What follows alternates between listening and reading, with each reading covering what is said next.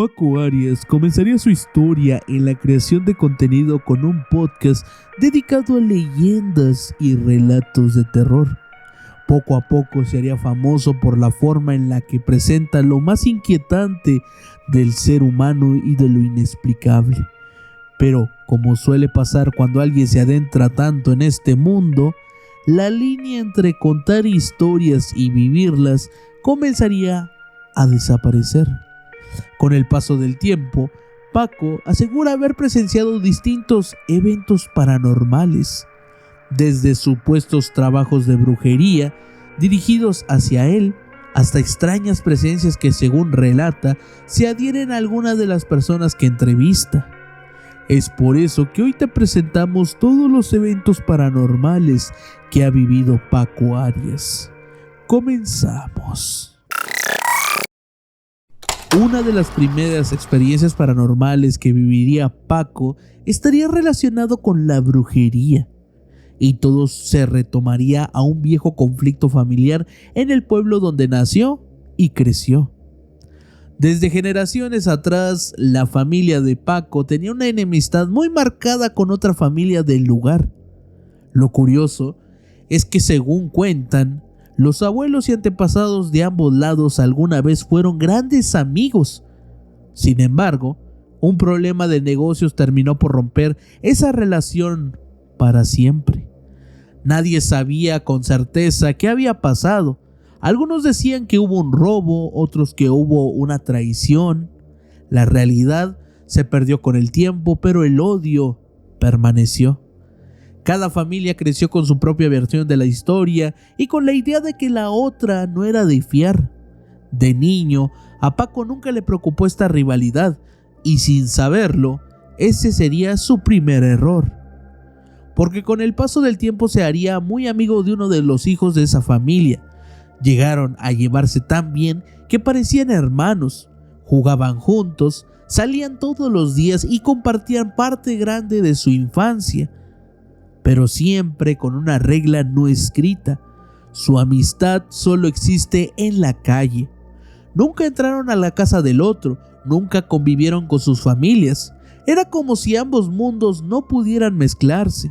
Y con el tiempo, Paco comenzaría a entender por qué. El tiempo pasó y ambos crecieron. La vida los llevó lejos del pueblo y su amistad quedó como un recuerdo de la infancia. Hasta que años después Paco tuvo la oportunidad de regresar. Ese mismo día el destino quiso que también volviera su amigo de la niñez. Se reencontraron como si el tiempo no hubiera pasado. Risas, anécdotas, historias de vida y algunas copas para ponerse al día. La nostalgia estaba en el aire. Hasta que llegó la invitación que cambiaría todo. Su amigo lo invitó a comer a su casa. Un platillo de pozole. Paco aceptó sin pensarlo. Era la primera vez que cruzaría la puerta de esa casa que durante toda su infancia había sido territorio prohibido. Pero desde el momento en que puso un pie dentro, sintió que algo no estaba bien. El ambiente era incómodo, pesado. Nadie le decía directamente nada, pero la sensación de rechazo era evidente. Mientras servía la comida, primero le dieron su plato al hijo de la familia y el de Paco no llegaba. Él trató de tomarlo como normalidad. Después de todo, sabía cómo era la relación entre ambas familias. Finalmente le sirvieron un plato lleno de pozole. Sin embargo, cuando Paco acercó la cuchara a su boca, un olor fuerte lo golpeó de inmediato. Según contaría después, el aroma era insoportable, como carne podrida mezclada con huevo echado a perder. Intentó ignorarlo por respeto, probó comer un poco, pero no pudo terminar el plato. Después de aquella visita, Paco comenzaría a sentirse cada vez peor. Primero fue un dolor en la garganta que parecía una simple molestia, pero con los días se volvió insoportable. Él contaría que tragar agua o incluso su propia saliva se sentía como si estuviera pasando vidrios rotos por su garganta. El dolor no desaparecería y comenzó a bajar mucho de peso, al punto de preocupar mucho a su familia. Acudió con médicos y especialistas, los estudios comenzaron a volverse cada vez más alarmantes y algunos doctores llegaron a considerar la posibilidad de un tumor muy avanzado. La situación era tan grave que ya hablaba de una posible operación. Fue entonces cuando ocurrió algo inexplicable. La pareja de Paco le invitó a asistir a la iglesia cristiana a la que acudía ella. Paco no estaba convencido. No tenía nada contra de la religión, pero no era algo con lo que sintiera cómodo. Aún así, ante la incertidumbre y el miedo, aceptó ir. Sentía que ya no tenía mucho que perder. Al enterarse de su caso, el líder de la iglesia pidió verlo. Paco accedió con escepticismo. Según el relato, el líder colocó sus manos sobre su garganta, hizo una oración y le dio una bebida para que la tomara. Paco no soportaba que ocurriera nada, pero poco después comenzó a sentirse muy extraño. Perdió la estabilidad y terminó en el suelo, profundamente alterado. Tras unos momentos, todo se calmó. El líder le dijo que lo que estaba enfrentando era producto de una brujería y con esa oración había sido liberada. Desde ese momento, Paco asegura que su forma de ver el mundo cambió por completo. Empezó a tomar con mayor respeto la fe de su pareja y a creer que aquello que había vivido estaba relacionado con el antiguo conflicto entre familias y el resentimiento que aún existía. La siguiente anécdota ahora estaría relacionada con su esposa. Después de lo ocurrido con la enfermedad de Paco, él quedó convencido de que había algo más allá de lo médico.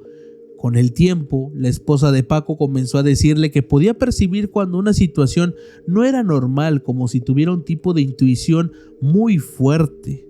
Y justo cuando Paco empezaba a ganar popularidad en redes entrevistando a personas y escuchando historias cada vez más oscuras, ella comenzó a sentirse incómoda en esa casa. Decía que el ambiente se sentía distinto, más pesado, más tenso. Al principio Paco no le dio importancia. Pensó que era estrés, sugestión o el cansancio de escuchar tantas historias de terror. Pero su esposa insistía cada vez más en que debería mudarse ahora que tenía la estabilidad económica para hacerlo. Sentía que quedarse ahí no era una buena idea, hasta que una noche todo cambió. Su esposa lo despertó de golpe, completamente alarmada por algo que acababa de ver. Bueno, termino, se van, sale mi esposa de la habitación y me dice, lo primero que me dice es, ¿a quién acabas de meter a la casa? Le digo, ¿por qué? Hay un peste horrible, pero no olor a cuerpo, a sudor, no. Hay un olor que ella me describe que es el olor como tipo incienso, como a brujería. Y me dice, ¿a quién acabas de meter? Ella es muy perceptible, empieza a hacer como, no una limpia, mi esposa empieza a orar, empieza la creencia de ella es, y mía es que la oración y la alabanza trae liberación al lugar. Claro. Entonces empieza, pasan muchas cosas en la casa, se siente un escalofrío, una pesadez, el olor no se iba. Pero lo raro es que nos metemos a dormir. Te digo, estaba a 2 metros, 3 metros, mi habitación siempre está cerrada por mi bebé, siempre se cierra. Entonces, en la madrugada mi esposa se despierta muy alterada. Y le digo, ¿qué tienes? Y me dice, es que acabo de ver una entidad arriba de nosotros, arriba, pero no te estaba mirando ni a ti ni a mí. Híjole, estaba mirando a mi hijo y se estaba acercando a él. Dice, yo abro los ojos y lo veo. Empiezo a querer moverme y no puedo, me dice. Empieza, en este momento es algo que se llama guerra espiritual. Sí. Empiezas a reprender, ¿por qué? Porque ya, o sea, no viene contra el más vulnerable. Ella se despierta, mi hijo ya iba por los pies, quién sabe por qué, y la puerta de la habitación estaba abierta. Me despierta y me dice, ¿tú dejaste la puerta así? Le dije, no. Tú sabes que la puerta siempre está cerrada, siempre, por tema del niño, por el aire acondicionado, por lo que tú quieras, siempre está cerrada. Y fue donde me dijo, te voy a decir algo, el podcast va creciendo, pero tienes que irle buscando lugar, porque aquí no es contra mí, aquí vivimos y tenemos a nuestro bebé. Sí. Es muy complicado, pero de verdad, eso es lo que a mí me pasó. Y te lo comparto. Con la mudanza comenzaría una nueva etapa para Paco. Su proyecto crecería, la producción mejoraría y el público comenzaría a aumentar cada vez más. El nuevo espacio también tendría una escenografía mucho más trabajada, llena de elementos relacionados con lo paranormal. Entre ellos, una pared completamente de cruces, como parte de la decoración del set. Todo marchaba bien hasta una grabación en particular. Ese día tenían una invitada con una historia especialmente fuerte dentro del mundo de lo inexplicable. Desde que comenzó la entrevista, el ambiente se sentía distinto, más pesado de lo normal. Tanto Paco como su equipo lo describían después como una presión difícil de explicar, como si algo invisible estuvieran cargando el aire del lugar y cayendo sobre los hombros de todos. Y entonces ocurrió.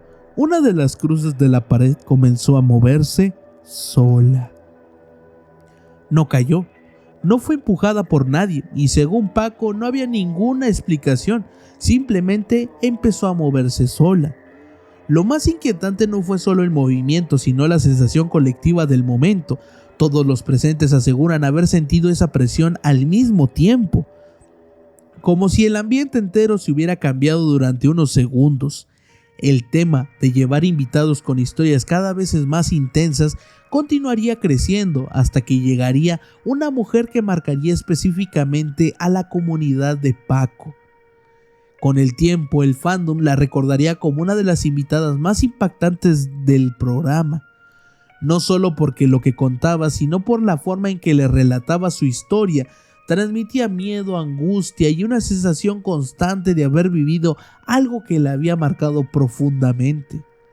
Durante la entrevista, Paco se mostraría especialmente empático en ella, incluso la defendería ante la audiencia, asegurando que creía en su historia por el nivel de sufrimiento que percibía al contarla.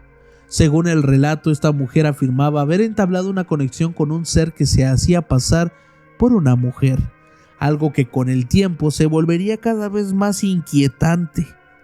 La anécdota de esta invitada comenzaría desde su adolescencia, cuando, según cuenta, empezó a jugar la Ouija. Lo que al inicio era curiosidad con amigas, se convirtió en algo constante que la acompañaría durante años. Con el tiempo, ella afirmaría que ya no necesitaba la tabla para comunicarse. Decía que la presencia se había vuelto independiente de cualquier objeto, como si hubiera logrado manifestarse por sí sola. Asegura que esta cantidad había llegado a aparecer dentro de su casa en distintas ocasiones, lo que terminó afectando profundamente su vida. Todo esto quedó registrado en la entrevista, pero Paco agregaría después algo que no se grabó. Según él, durante esa misma grabación ocurrió algo extraño fuera de cámara. Asegura que en un momento del rodaje sintió nuevamente ese ambiente pesado que ya había experimentado antes y que llegó a percibir la presencia de esa entidad durante la entrevista. Un detalle que según Paco preferiría no incluir en el episodio. Pero ella nos confiesa: yo siento que no se ha ido del todo, porque cada vez que yo hablo de ella, se manifiesta. Y en ese momento, en esa grabación, hermano, se nos apagan las luces. Y Jaciel, que es el que tenía la mochila que andaba con nosotros, él tiene una cabina aparte donde está monitoreando todo. Nos para la grabación y nos dice: a ver, vamos a parar. Algo está aquí conmigo y no estoy jugando. Eso no sale en la grabación. Nos dice: algo está aquí. Ahorita lo estoy viendo. Pero como su cabina es oscura, solamente por la puerta veía algo negro grande que estaba ahí. Y volteo yo a verla a ella, y ella me hace: es ella. Hermano, yo me aterré. Mira, Jaciel salió de ahí, se nos quedó parado, se me quedaba mirando, paramos la grabación, prendimos luces, como que nos tranquilizamos. me estoy poniendo nervioso yo ahora, tío. Estuvo cabrón, hermano, fuertísimo. Y terminamos la grabación, pero hubo manifestación en el lugar. Hubo manifestación cabrón, o sea, se hizo presente el espíritu. En cuanto se empezó a hablar de ella, se hace presente. Y yo le dije a ella, te dije que yo creía en tu historia. Y ahorita soy testigo de lo que acaba de suceder. Y la gente que vio ese episodio dijo, Paco, qué historia tan fuerte. Vi cosas, ni siquiera terminé el episodio, estuvo muy fuerte. Para mí es una de las Vamos cosas a poner más. la etiqueta por aquí, es inevitable. Si lo gustan ver, ahí está. Por supuesto. Ahora toca entrar a la etapa de la exploración urbana. Con el crecimiento del podcast y su popularidad, Paco y su equipo comenzarían a salir del estudio para visitar lugares abandonados. La idea era documentar historias reales tanto de lo más oscuro del ser humano como de lo inexplicable. Una de las exploraciones más incómodas sería junto a los creadores de contenido de Mystery World, quienes también han compartido sus propias experiencias extrañas en este tipo de lugares. El sitio al que irían era una construcción abandonada de varios pisos.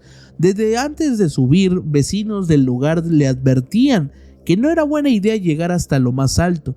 Decían que mucha gente sentía una presión muy fuerte al ir subiendo por las escaleras laterales, donde no había barandales ni protección. Según los relatos del lugar, mientras más alto llegabas, más intensa era la sensación de ansiedad y desesperación. Algunas personas aseguran sentir un impulso repentino de querer lanzarse al vacío, pero comenta que intentaron grabar todo lo que sentía durante la subida, pero la tensión del momento fue tan fuerte que prefirieron no continuar con esa parte de la grabación. Pero lo que realmente volvería tensa esa exploración no sería lo paranormal, sino lo inesperado. Cuando el equipo estaba cerca del último piso, comenzarían a escuchar ruidos de varias motos acercándose al lugar. No eran patrullas ni vehículos oficiales. Por el sonido y la cantidad pensaron que podrían ser pandillas de la zona.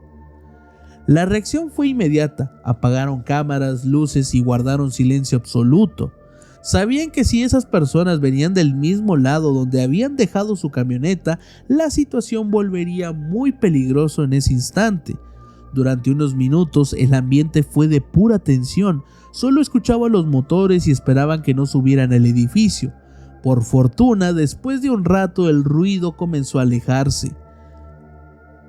Sin pensarlo dos veces, el equipo decidió cancelar la exploración. Bajaron los más rápidos posible y abandonaron el lugar sin continuar grabando. Otra exploración los llevaría a una especie de barranco del que circulaban muchas historias locales. Habitantes de la zona decían haber visto apariciones nocturnas, especialmente figuras vestidas de blanco que gritaban durante la madrugada.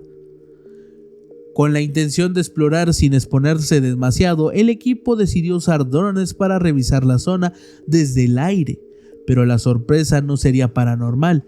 Mientras revisaban las imágenes, comenzaron a notar movimientos en un punto del barranco. No parecía fauna ni gente paseando, era un grupo de personas reunidas en lugares apartados, lejos de cualquier camino. La situación los puso en alerta de inmediato. El lugar tenía fama de ser peligroso y comenzar a sospechar que podría haberse topado con personas involucradas en actividades muy delicadas. Sin dudarlo, decidieron terminar la exploración, prefiriendo retirarse sin hacer ruidos y no volver a ese sitio. Y a lo lejos, hermano, a lo lejos, vi una camioneta que se estaciona como al borde de un cerro. Y la persona que iba con nosotros en colaboración me dice, cabrón, me había dicho, este lugar es controlado por la maña. Digo, ¿te arriesgas? Me dice, pues vamos. Le digo, no creo que nos toque la mala suerte. Ya estábamos ahí, el dron estaba volando y veo en la pantalla una camioneta que estaba ahí, se bajan dos personas. La camioneta es como de batea y empiezan a tirar bolsas negras grandes.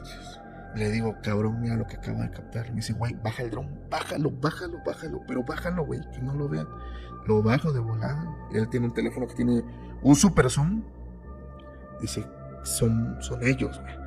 ¿Te vieron? Le digo, no sé. Dice, a ver, ven. Y le hace el zoom. Están dos personas que ya estaban a punto de irse. Y de hecho yo le dije, ¿qué onda? ¿Están tirando? Sí, me dice. Eso fue en el norte del país. Pero, cabrón, o sea, ahí estuvimos en un punto de mucho riesgo donde estas personas nos veían cerca. Ahora pasamos a una anécdota de uno de los primeros trabajos formales de Paco. Antes de dedicarse por completo a la creación de contenido, trabajó en una cervecería, dentro del área donde acomodaban las botellas y cajas para distribución. Era un trabajo pesado y repetitivo, pero con el tiempo comenzó a notar algo extraño en el ambiente laboral.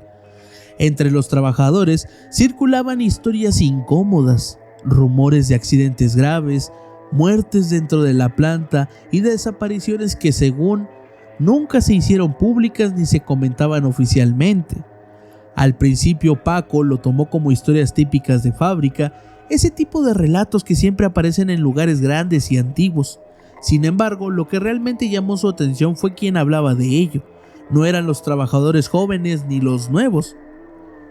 Eran los empleados más antiguos, personas que llevaban décadas en la planta, mucho ya cerca de jubilarse, gente que no tenía motivo para inventar historias ni buscar llamar la atención. Algunos incluso parecen incomodar al contarlo, como si hablar de eso no fuera buena idea. Los trabajadores más antiguos le contarían algo que al principio Paco pensó que era una broma pesada. Decían que en la zona donde se cargaban los camiones había una niña. Ese sector de la fábrica era distinto, más oscuro, más silencioso y con menos movimientos de personas.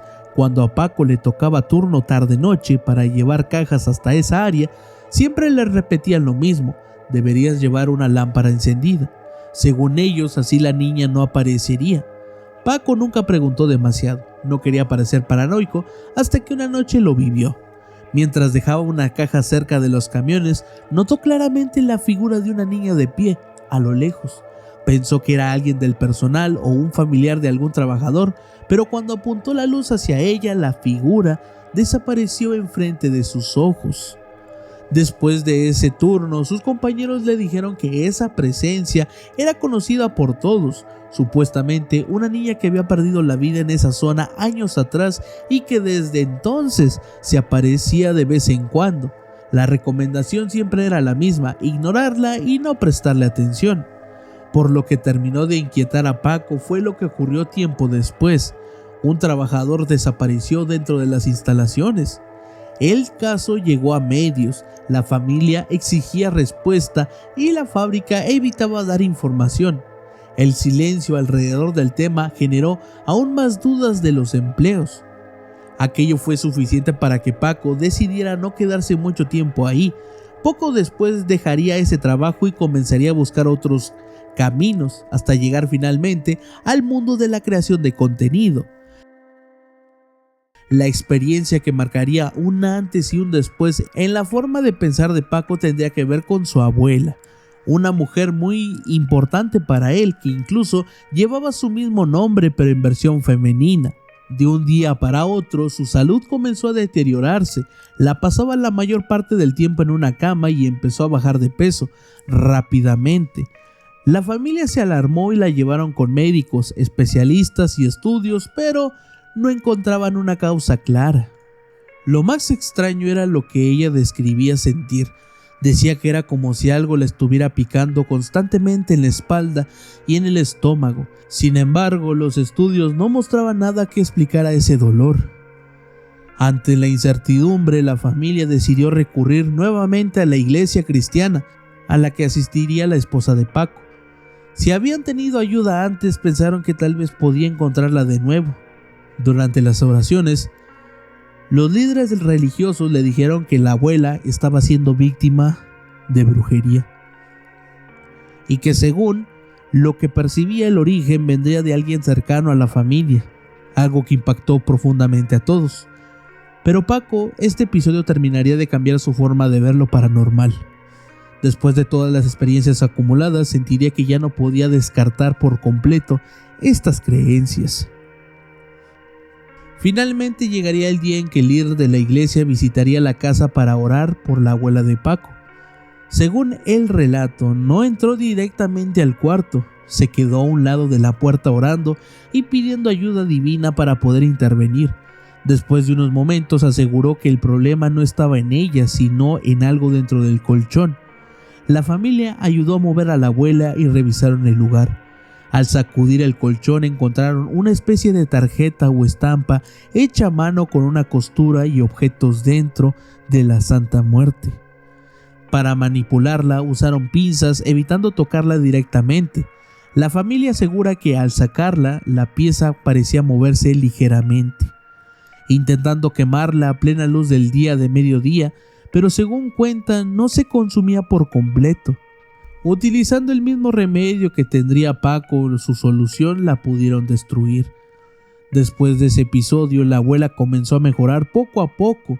Recuperó fuerza, volvió a levantarse de la cama, a beber agua por sí misma y a retomar actividades cotidianas. Tiempo después, Paco contaría un detalle que volvió aún más inquietante esta historia. Según relata, cada vez que ese familiar visitaba a su madre, la salud de la abuela volvía a deteriorarse. Esto comenzó a generar sospechas dentro de la familia. Con el paso del tiempo surgió la explicación que Paco comparte. Ese familiar, hijo de su abuela, tío, había tenido una etapa dentro del ámbito político, donde llegó a tener estabilidad económica y cierto estatus. Sin embargo, con los años lo habría perdido todo. De acuerdo con lo que Paco cuenta, en su desesperación, había recurrido a prácticas oscuras buscando recuperar riquezas y poder, y la persona afectada había sido su propia madre. La familia logró ayudarla una vez, pero Paco asegura que después vendrían episodios aún más difíciles. Entro con mi mamá. Para ese entonces mi abuela usaba únicamente una bata, porque si iba al baño o si la bañaban, nada más se la levantaban.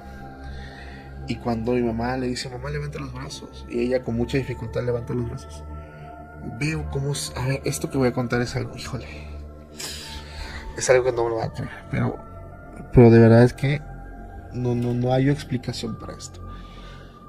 Cuando ella levanta sus brazos, entre su seno y su axila, veo como algo va saliendo, así, de su piel.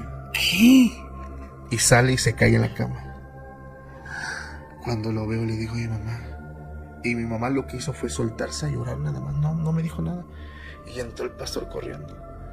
Y yo nada más le hacía así. Sin hablar, o sea, yo estaba mudo. Y nada más le hacía así. ¿Pero qué era? Era un fetiche de brujería. Que estaba, por lo que entiendo, estaba en su cuerpo. Y al momento de que se hace esta oración tan poderosa, sale de ahí. Salió. Cuando lo llevan al patio para quemarlo, siempre, como yo lo recuerdo, es que era un saco. Como un saco lleno de algo, de tierra o así. Así, rojo. Pero esto, amigo, hacía este movimiento, mira. Como si fuera un corazón. Como que palpitaba. Y se movía del lugar. Yo, o sea, mis hermanos, mi madre, mi padre, todos estábamos llorando, pero no sabemos por qué, o sea, simplemente era llorar. Era como una impregnación en toda la familia, ¿no? Es que es asimilar mucho, eran sentimientos de todo tipo encontrados, angustia, molestia, ira contra esta persona que regresó a dejar la brujería, sorpresa, eran tantas cosas juntas que el cuerpo lo único que hacía era llorar, sacar lágrimas. Sí. Y luego, antes de quemarlo, lo abren y sacan otra estampa de la Santa Muerte, pero esta tenía un listón que estaba enrollado así como donde a ella le dolía. Había tierra de panteón, hueso, un montón de cosas negras, apestaba horrible eso. Proceden a quemarlo, hermano. Y otra vez, como por arte de magia, mi abuela se recupera. Ella pasó casi una semana, si mis cuentas no fallan. La pasó muy bien, porque ella se levantaba, comía, y un día simplemente le dijo a mi mamá, hija, llévame a mi habitación, me voy a ir con el Señor. Dice, ¿qué? ¿Cómo, mamá? No diga eso. Sí, hija, ya cumplí mi tiempo. Pero ella consciente, o sea, consciente. Y tranquila, ¿no? Tranquila, en paz. Wow. La acuesta y me habla mi mamá, hijo, vente, tu abuelita me dijo eso. Y ya la fui a ver, le dije, abuelita, ¿cómo está? Bien, hijo, me estoy preparando porque ya me voy a ir. Pero antes quiero darte mi bendición. Me dio su bendición. Me dio palabras bien bonitas que me las reservo para mí. Increíble. Le dijo a mi esposa, le agradeció a mi esposa, gracias por estar con mi nieto, con mi hijo. cuídamelo. O sea, se despidió de una forma tan bonita y yo la abracé y en cuanto la abrazo ella empezó a agonizar y murió en mis brazos, hermano. Murió esa señora en mis brazos. ¿Qué me estás contando, tío? Yo hablé con los pastores y dije, ¿por qué se murió? No se supone que la brujería salió. Y ellos me explicaron algo y así como me dijeron, mira, así como pasó contigo, que después de que salió eso, tu cuerpo se dañó, el de ella también fue así. Ella estuvo 8 meses. 8 meses. Así. Por su edad, su cuerpo no aguantó. Hoy en día, Paco ha superado las expectativas de muchos. Su proyecto no ha dejado de crecer. Mayor producción, mayor popularidad y presentación en vivo, que incluso han llenado teatros. Actualmente cuenta con más de 2 millones de suscriptores en su programa y canal podcast Extra Anormal. Si nos faltó alguna anécdota, déjanos en los comentarios para poder incluirla en una segunda parte. Y así llegamos al final de todos los eventos paranormales que ha vivido Paco Arias. Si te gustó el video, déjanos un like, compartido y suscripción. Te dejo más contenido en las anotaciones del video para que lo cheques. Dicho eso, nos vemos la próxima.